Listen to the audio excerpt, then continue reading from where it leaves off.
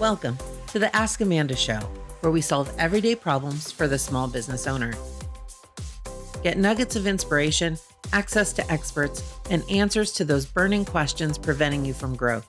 Here's your host, Amanda Benson-Tilch. Hi, welcome to another episode of the Ask Amanda Show. I don't even know what number this is. I'm just so excited to have you guys back listening. I have a great guest here today. Her name is Michelle Rey. Let me tell you a little bit about Michelle and why she's sitting here today. One of my favorite subjects that we're going to be talking about today, which is the power of philanthropy. And I asked Michelle to be a guest for you to provide some great value to you, mostly because of all of her experience. But we recently met this last year, and she has a consulting business for the nonprofit world.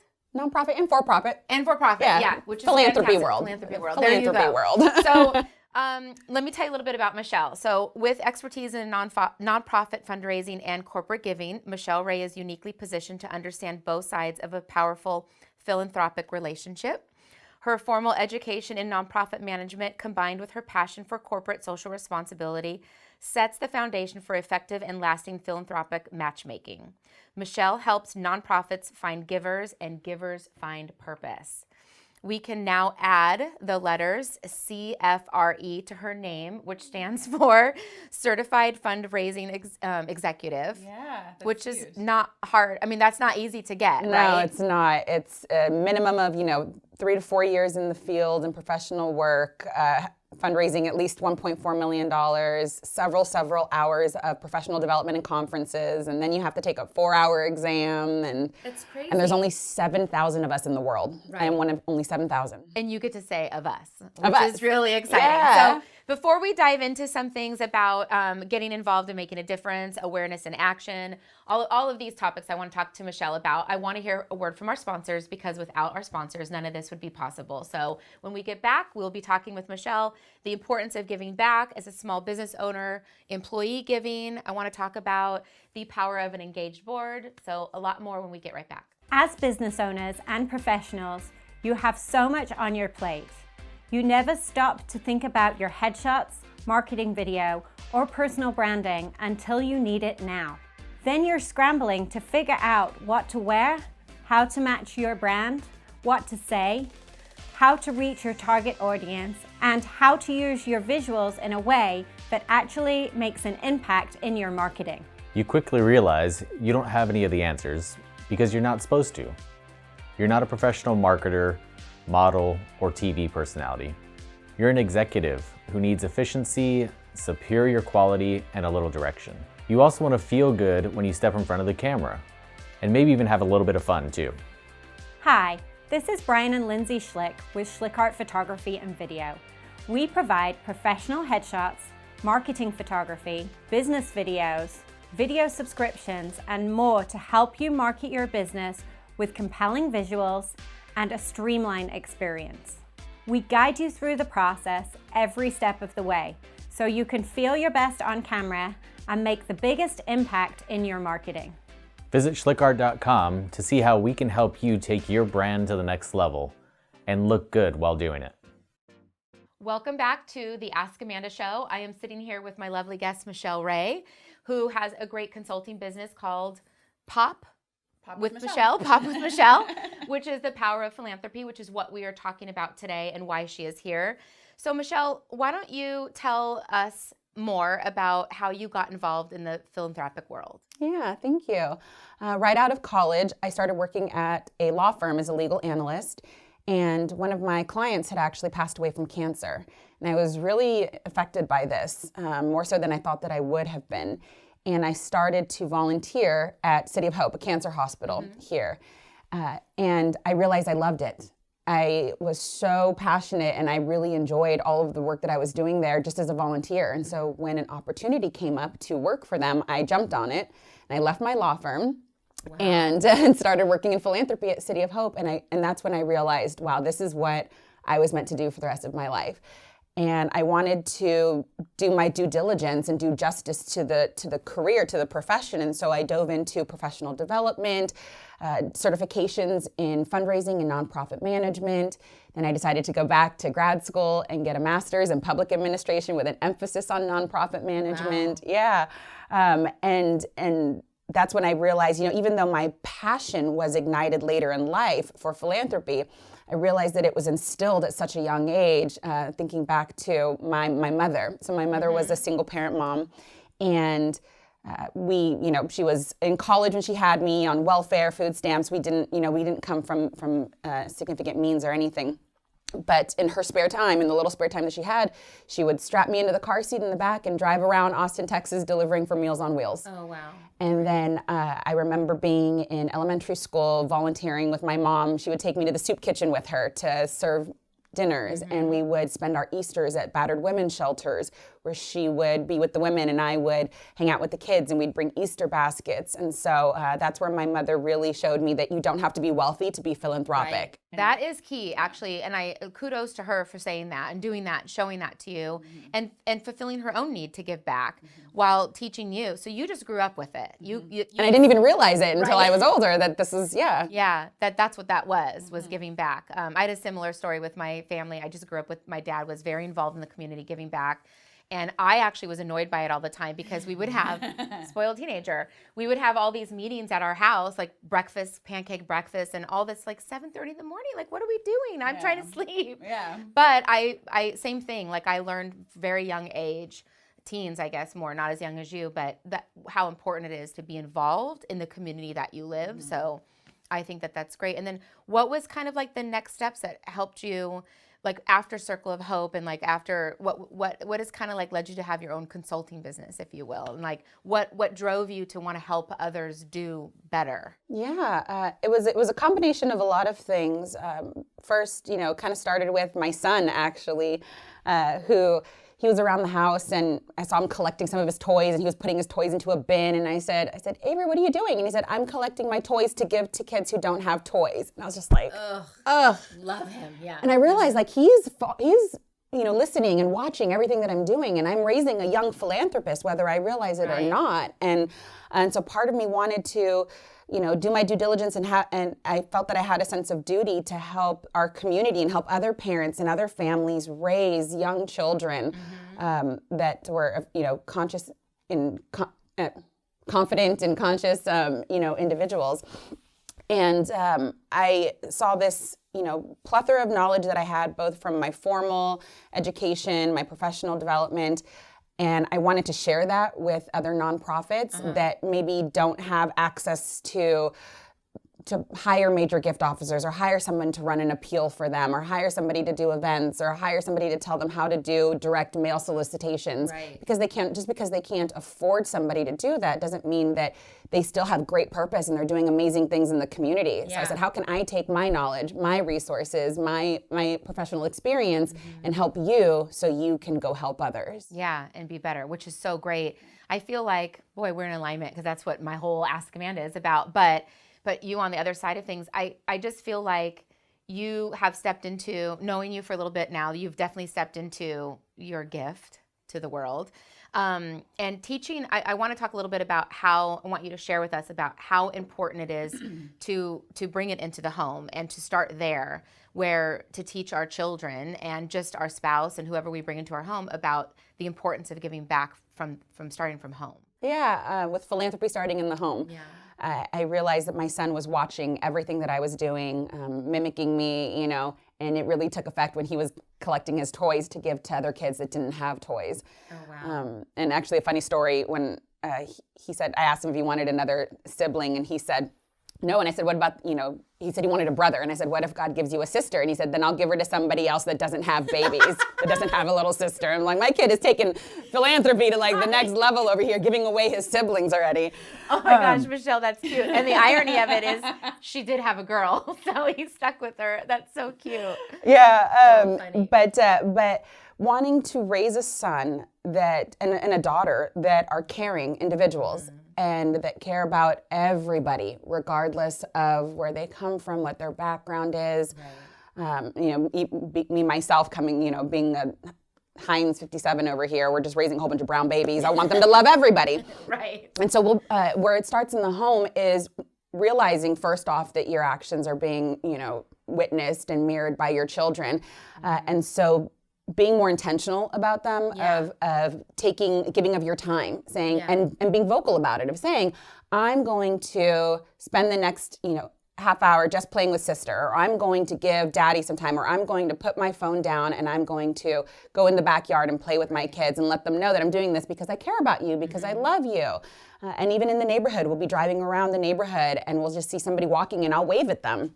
And my son says, Mommy, why are you waving at him? Why did you wave at him? Do you know him? And I said, no. Just being kind. Exactly. You don't have to know somebody to be nice. I said, we're friendly to everybody. And I love that. I want to segue a little bit into what you had mentioned earlier, is that you don't actually have to have money to be a part of giving back. You can actually just roll your sleeves up. Some people just want you to show up. They might just need you to be hands on deck for the day of, or help promote an event. I mean, there's a lot of things that you can do that would help an organization that doesn't involve money, but starting by just being kind. Right, and volunteering and taking your kids with you, taking your kids along with you when you go to volunteer, just like my mom had done with me. Yeah, which is great. Well, let's talk a little bit about the importance of, now that we know where it starts in the home, is what can small business owners do? So the importance of giving back as a small business owner. I personally always talk to my clients about giving back should be a line item on your budget, like which charity organization are you supporting this year or again,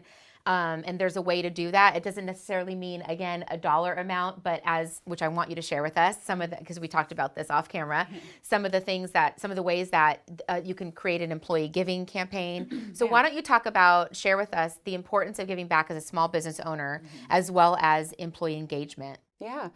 Well, and obviously the straight out answer is, of course, small businesses, corporations, for-profit businesses can give back just by straight donating, just cutting a check, which on the nonprofit side, we don't mind that. We'll take it. We take it. All money is good here. Right, it is. But we also really value relationships and engagement. And that's why when you give the gift, sharing about it with your community in the way that you are supporting your community and letting everybody know that we are investing in this organization or this nonprofit because we care about this. Like letting people know it's not about bragging about I gave away this money, but it's about sharing that we are making a statement to the community that we support this organization and what they stand for and what they believe and what they do for our community, and we want to support the work that they're going to continue to do. So important. And then encouraging your employees to follow in suit, and that's where you can even bring an employee giving program. Yeah, what are the two different things that you wanted to share with me? I thought this was great, or share with us about the employee, like developing a campaign. Yeah, so you can encourage your employees to donate.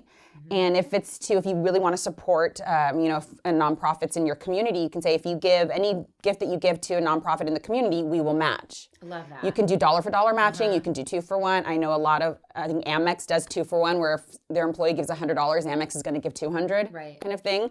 And then you can also encourage them to volunteer their time. Because a lot of individuals and a lot of companies don't necessarily have a lot of extra money to be able to give out, especially in this in the global pandemic that we're in right now.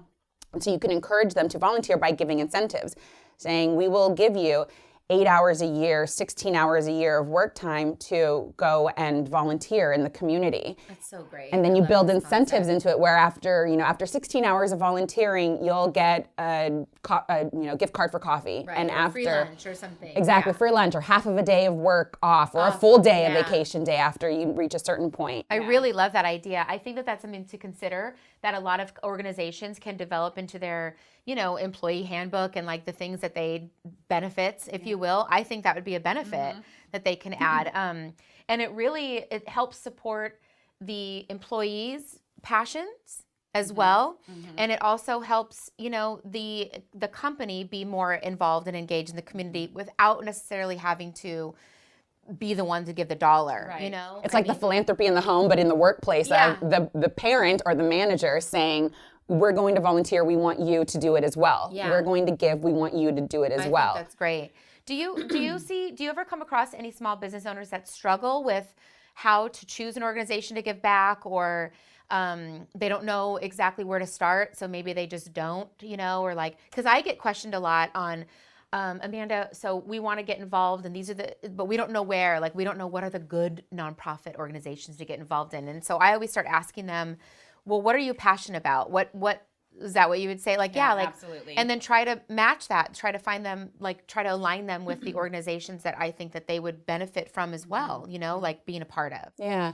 When you give to an organization that has a connection and a mission and a vision that's aligned with your personal mission and vision and values for your family, that's when the reward of involvement and engagement is so, pays off in spades, because you have that connection, so you really care that much more about what you're contributing to. So that's a really good tip, everybody. So if you are a small business owner and you don't know where to start to get involved, so take a look at your core values, at your mission statement, at your vision that you've drafted with your company, and then try to do a little research online to find out what other organizations that are aligned with that you want to support, that also match, like, maybe your passion, and get the employees involved in everything as well. I think that's a really great idea. And do your due diligence, just like you said, do your research. Nonprofit organizations have their 990s available online. It's public information, so it's really important to be able to pull that up. What's a 990, just so someone doesn't know? It's how a nonprofit, it's like when you file your taxes and you file your tax return, it's how a nonprofit discloses what they do with their money. Because in order to have that status of a 501c3, the government gives special, kickbacks to nonprofits. And so we have to be transparent and disclose everything that we're doing in a nonprofit. And that's through a 990 of saying, this is the money that we brought in. This is what we did with it. These are the salaries that we pay individuals. And you're saying the 990 would be on any nonprofits. That's a website. Yeah, you can use GuideStar, you can use Canvas, you can just Google, Google nonprofit and then just have the word 990 at the end. And you can go and see how they're spending their money. I think that's important. Do your due diligence. Very good takeaway. Well, thank you for all of those tips. When we're going to take a break to hear from our sponsors. And when we do, we want to come back and talk about one of the things that I'm passionate about, which is being on a board, serving on a board, and the power of board engagement, as well as the power of volunteers and how important that those are. I know that you have some things to say about that. So when we hear a word from our sponsors, we'll be right back and we'll talk more with Michelle. If you're a business owner or entrepreneur, then you know how to hustle. You show up every day, you put in the work, and you dedicate yourself day in and day out to making that amazing dream come true. But building a brand doesn't always go as planned. Sometimes it feels like no matter how hard you try, you just can't get past a certain block, fix a specific problem, or take that next step on a daunting project. How do you get yourself from where you are to where you want to be? That's when you ask Amanda. Hi, I'm Amanda Benson-Tilch of Ask Amanda, a boutique consulting firm driven by passion and good ideas. I help solve everyday problems for the small business owner, from customer service to marketing to goal setting. I've never met a client I wasn't able to help, because if I can't solve your problem myself, I'll connect you to the person who can. Are you ready to finally break through your toughest problems? Visit askamandaconsulting.com to see how I can help. Because if you ask me, you'll get a solution.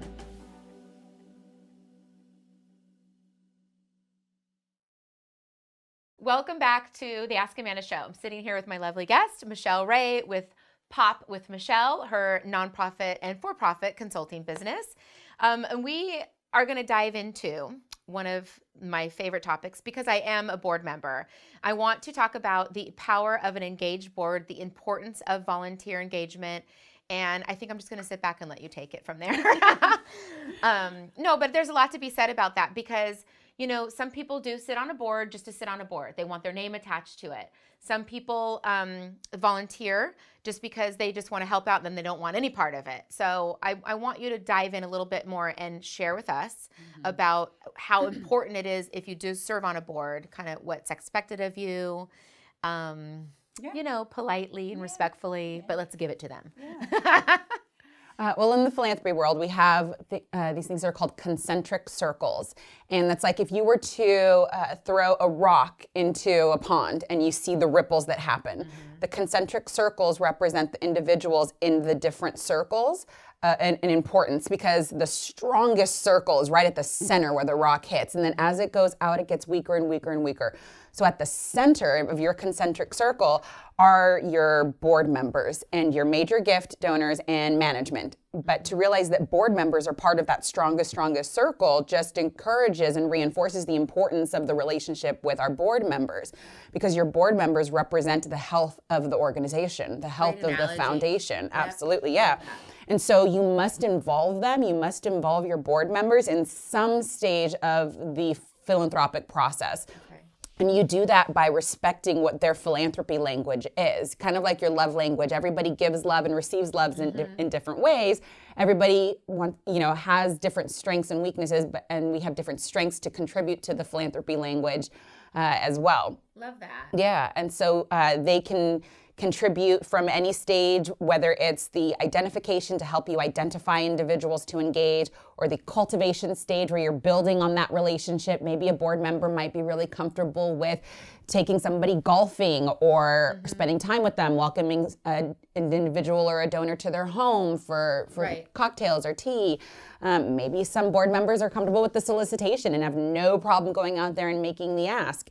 And then there's also the stewardship phase, the saying thank you, the showing the gratitude phase. And maybe some board members would love to just sit there and make thank you calls to donors, or write thank you cards, or host a thank you event. It's all about the philanthropy language. So how, as that center rock and as the that power, that board, how do they go about identifying those strengths in the board? Like, is there a secret sauce to that? Is it through the interview process, or like do you recommend the board actually, or the management team, like reach out to them and like try to find out how they can better serve? Yeah, it's all about engagement, communication, and information.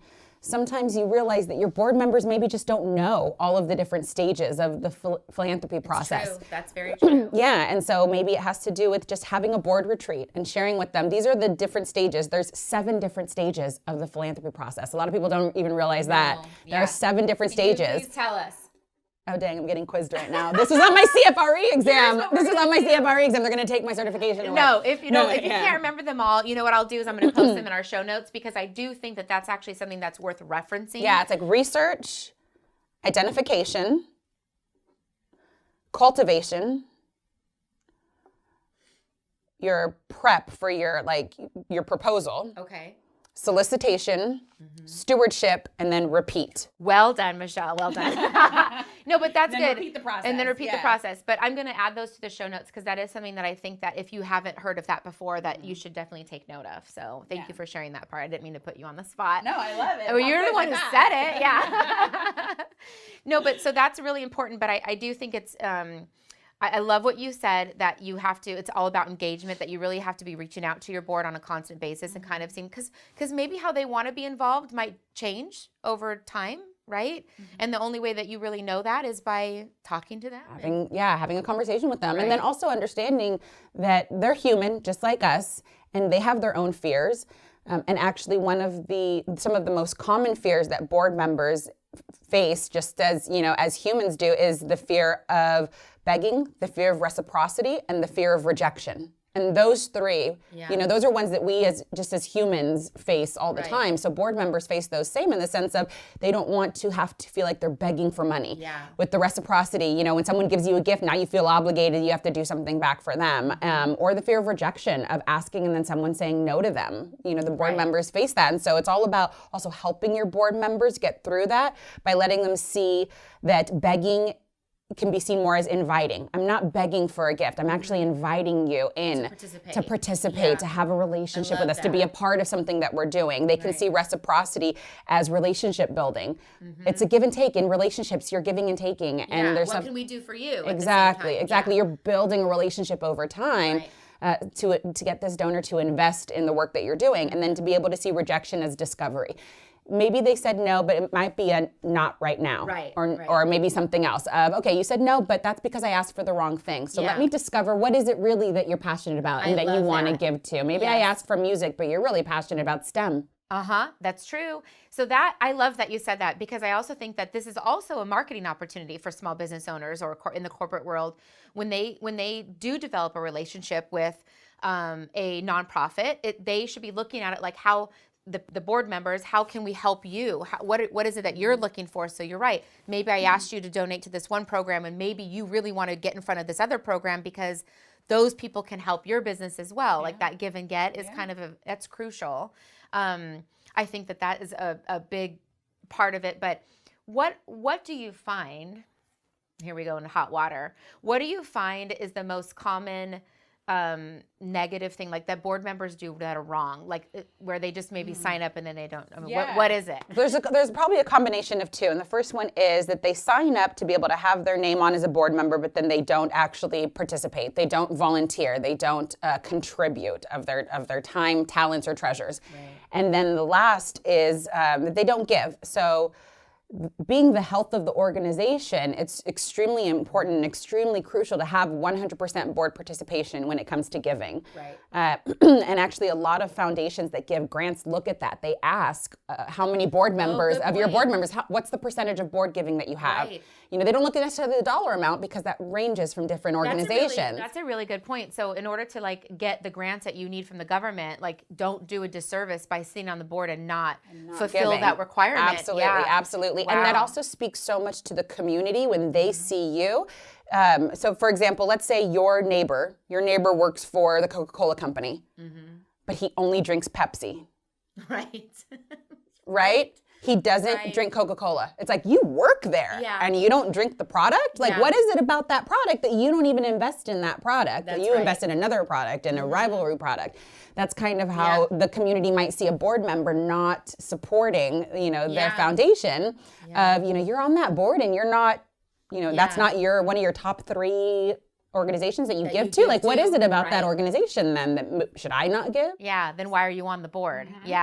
Well, let's shift gears a little bit to volunteer engagement, because a lot of the board members are technically volunteers, but like, how important is it for volunteers to really be engaged, and at what point? Because I mentioned this before, like one of the things that really bothers me about volunteers is that people will raise their hand and volunteer just so they can get a free ticket to the event, and that's fine as long as you are actually showing up and doing the hard work. But like I just think that there's a way to become a really good volunteer. That's kind of my point. And it's about being honest with yourself, of identifying again what you're really passionate about and having that personal connection to the organization. I'm not the biggest outdoorsy person. That's not going to surprise anybody, So if I'm volunteering for like a nature organization that hosts camping outings and they want me to volunteer to take kids camping, I probably wouldn't raise my hand to sign up for that because that's not something that I'm passionate about. But one of the organizations, sorry, hang on. No, I think that's important though. It's also just like to align yourself with the things that you are also, what are your strengths? Like, what are you gifted to help? So like, don't volunteer to like manage, people if that's not what your strengths are. Don't volunteer to be a greeter when you're too shy and you can't talk to people. like volunteer around your strengths. Because if you have a personal connection, then it's going to make it so much easier, but then also so much rewarding for yourself when you are giving back. So one of our top 3 organizations that me and my husband give to is a nonprofit called Cranial Care Bears. And when my son was 4 months old, he had to have his skull reconstructed. And this nonprofit sends care packages for babies that are about to have surgery for craniosynostosis, and it costs nothing. I didn't pay for anything. This beautiful care package just showed up to our home with toys and pajamas and rattlers, and then like toothbrush and granola bars and stuff for mom and dad, and socks, and it was just amazing. And so I'm passionate about that because they did something for us during a really difficult time in our family, and they helped us get through it. And so me and my husband love to give back. So if somebody were to call me and say, hey, can you spend a day filling care packages for Cranial Care Bears? Absolutely. I'll do that in a heartbeat because I care about it, because I'm passionate, because I have a personal connection. And it made a difference for you, so you want to pay it forward and make a difference for somebody else too, which I think is great. I think the things that I get involved with too, they're very similar. Like they're very much in alignment with things that have made a difference for me. Like the senior center is something that was my grandfather went to all the time, and it made such a huge difference in his life. So I try to support them as much as I can. The college and the wish education, these other boards that I serve on are like because my kids are involved and I was part of it, and I want to give back to things that made a difference for us. I think that that's really important as a volunteer to recognize what you're passionate about and then also what your gifts are. So like try to volunteer for those organizations based around your gifts. Yeah. And it's so rewarding. And sometimes people think that it's a selfish thing, that they feel selfish when they give. Yeah. They're like, oh, I donated or I did this and I feel really good about it. Why do I feel good? Like, is that selfish that I feel so good about it? Yeah. And what people don't actually understand is that the part of the brain that lights up when we receive a gift also lights up when you give a gift. And so the happy hormones that are released when you receive, it's the oxytocin, the serotonin, the endorphins get released when you receive a gift. Those same chemicals get released when you give. That's why it feels good. It actually feels good to give. Do more. Do it more. You want to feel good? Go do something for somebody else. You're going to feel amazing. That's right. I love that. Well, thank you for that. We're going to take a little break and we're going to hear from our sponsors. But before we do that, I want to give a shout out to a product that I use that I want to share with you guys that I think is fantastic. It's called Tubebuddy. Tubebuddy. The link is going to be below me where it's going to be my special link that will give you a lot of benefits. But Tubebuddy is a free browser extension on a mobile app that integrates directly into your YouTube account to help you run your channel with ease. If you sign up using my link, you will get a bunch of perks such as free, I can hear her going, a bunch of free access to audio and music apps like Audio Hero and Jute Deck. You also have access to free YouTube starter kit. So if you're brand new to YouTube and you want to start like publishing your videos to YouTube and you don't know kind of where to start, I definitely would suggest you start with Tubebuddy because it will just help you get started in all the right ways. If you use all their recommendations on your video before you publish it, you will get more views and subscribers, which is what we all want. So check out Tubebuddy. And when we come back, because we're going to hear from our sponsors again, without our sponsors, none of this is possible. So I'm very grateful to them. When we come back, we are going to hear a little bit more about where we can connect with Michelle. She has a special offer she's offering, and then we're going to flip the script. She's going to ask me a bunch of questions. This is the Ask Amanda Show, so we'll be right back. Marketing isn't just about designing the right ad or creating the right slogan. It's about finding the right audience to engage with your ad. Capturing the attention of the right person is all it takes to make a client for life in today's digital world. Easier said than done, right? Well, what if you knew where your audience was already spending their time? Schlick Art Video podcasts provide a platform for local influencers to share their voices with key communities here in Santa Clarita. That means audience members know, like, and trust the recommendations of their hosts. That's why sponsoring a Schlick Art Video podcast is a great solution for your business. You get the benefit of a built-in audience and, most importantly, you walk away with a fully produced video commercial for your business that you can use however you like. Are you ready to reach your audience where they want to be found? Call Lindsay at Schlick Art at 661-313-3907 to inquire about becoming a sponsor for your favorite Schlick Art Video podcast, because it's time to join the conversation. Welcome back to the Ask Amanda Show. I'm sitting here with Michelle Rey, and we just got done with a very good discussion around the power of an engaged board and being a volunteer. So I hope that you guys go back and take some notes on that. I'll probably be sharing some clips of that just because there was so much important, like there was a lot of value that you gave in each one, but a lot of really important messaging that I'll probably have to break up and share separately. But why don't you tell our listeners where they can find you? So you can find me at popwithmichelle.com. And right now, one of the specials that I'm offering is a free complimentary 30-minute consultation. So I get to hear more about your organization, whether it's a for-profit or a nonprofit, find out what you're passionate about, what your goals are, and then I will deliver a summary to let you know how I can help you achieve those goals. So just really quick, tell people a little bit more about what are the services that you actually offer? Like, who's your ideal client calling you? Oh my goodness. Honestly, ideally, it really is anybody. If you're a nonprofit organization that wants to figure out how to do a direct mail campaign, I can help you create calendars. I can help you, design the entire, annual giving direct mail campaign. If you want to know about if you need help creating a major gift program, if you need help creating a board of directors, or doing a board retreat, or structuring board, or doing board engagements. I can help with fundraising events. I can help with stewardship pieces. And then if you are a for-profit organization, if you're a corporation, I can help you with employee giving programs, employee volunteer programs. I can help do some matchmaking on what your values are for your corporation, and then identify nonprofits that are aligned with your values and do the vetting for you, so you can give directly to those organizations. You can also help somebody get started, right? Like if they have a nonprofit idea, can you kind of guide them in like what steps they need to take? Yeah. I'm actually doing that right now with a nonprofit in San Diego. They just bought this huge ranch to create a dog sanctuary there. Nice. And so we're just starting that now. So I love all that. And you're offering a free consultation, a 30-minute free consultation. So if you have questions about maybe how Michelle can help you, take advantage of that. All of that is going to be in the show notes of this episode. So please take advantage of that. But now we get to flip the script, where the guest gets to ask Amanda some whatever questions that she comes up with. So fire away. Yeah, absolutely. Well, one of the first questions I want to ask you is regarding the takeaway from today, because you have children yourself. Yeah. And I want to ask you, what was the takeaway that you got from this conversation of how you're going to encourage philanthropy in your home? Great question. I was thinking about this when you and I talked about it before, and you shared with me that story with your children. I try to encourage the kids to participate in some way by kind of forcing them to like say, hey, mom's got this thing that she needs help with. I need you to drive the golf cart around, or like, I need you to guide the people in the parking lot, and they're going to know what I'm talking about because they've actually done these things.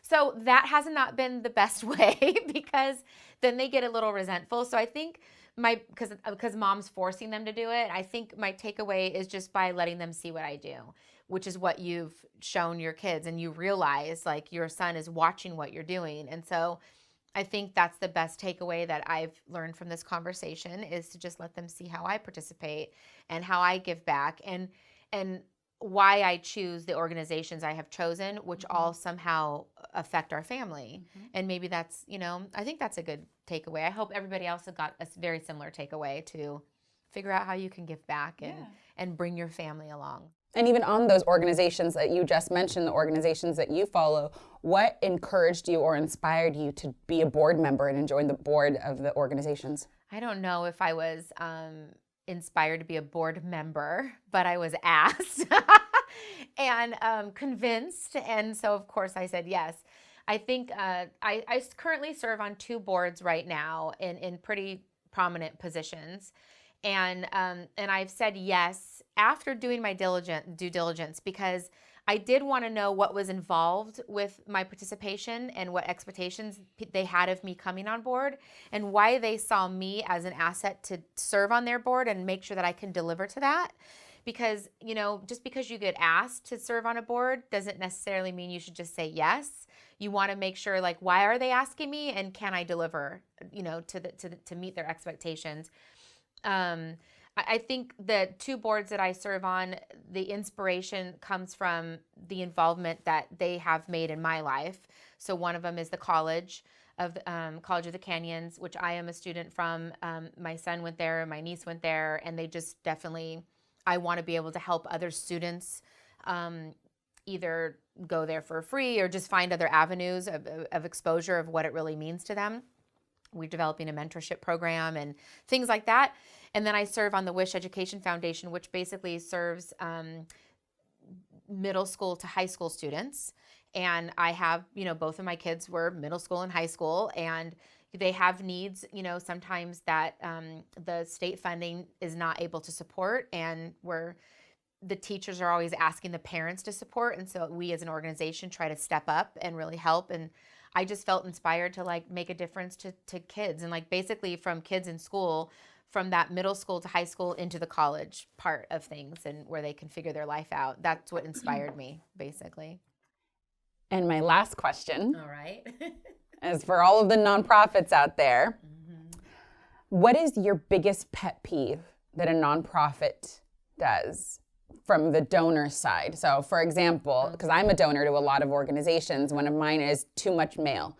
I get mail almost like twice a month from some organizations. Right. And it's like, you're talking to me too much, or you're soliciting me too much, or you're wasting too much paper. What is one of your pet peeves that a nonprofit organization does? That's a good one from a marketing standpoint. Like, don't bombard them. I will support your pet peeve.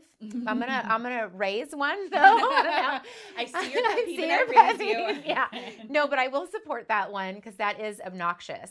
But on the flip side of it is the lack of thank yous, like the stewardship that you were talking about. I think the lack of what they do, they're so busy. And what I've learned, because I've also served on a lot of committees, right? So I've seen a lot from not just these two organizations, but from a lot in the community. And I'm always like, okay, well, what are we doing after this event to say thank you to the sponsors and say thank you to the people who bought tickets and say thank you to the volunteers who showed up and to the lighting and the band, and like, what are we doing to that? And that is more my biggest pet peeve, because you know what happens usually? Nothing. And I will tell you, a very nice handwritten thank you note goes a long way. Signed by the board goes even longer, because just that recognition, something showed up in the mail, a quick video saying, hey, thank you guys so much. Without all of you, we couldn't have made this happen, and what a success. We raised because of your involvement. I mean, that can go a long way. Sending them a personalized thank you gift that would be important to them.